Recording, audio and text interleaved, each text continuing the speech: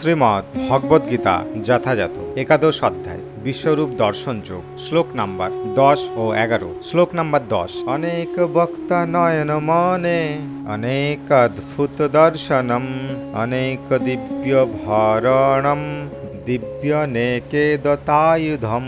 শব্দার্থ অনেক বহু বক্ত মুখ নয়নম চক্ষু অনেক বহু অদ্ভুত অদ্ভুত দর্শনম দর্শনীয় বস্তু অনেক বহু দিব্য দিব্য অভয়ারণ্যম অলঙ্কার দিব্য দিব্য অনেক অনেক উদ্যত উদ্যত আয়ুধম অস্ত্র। শ্লোক নাম্বার 11। দিব্যমালম্বধরণম দিব্য গন্ধানুলেপনম সর্বাশ্চর্যময়ম দেবম অনন্তম বিশ্বতোমুখম।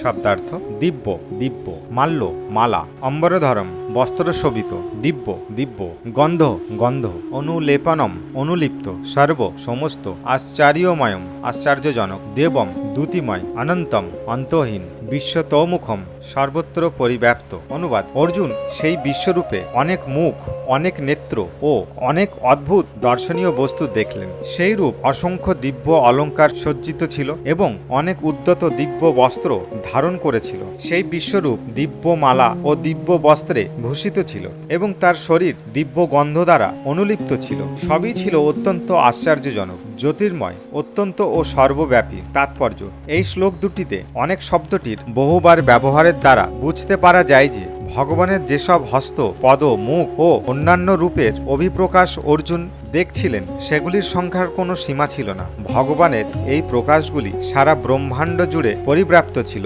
কিন্তু ভগবানের কৃপায় অর্জুন এক জায়গায় বসে তা দর্শন করতে পেরেছিলেন। শ্রীকৃষ্ণের অচিন্ত্য শক্তির প্রভাবেই তা সম্ভব হয়েছিল।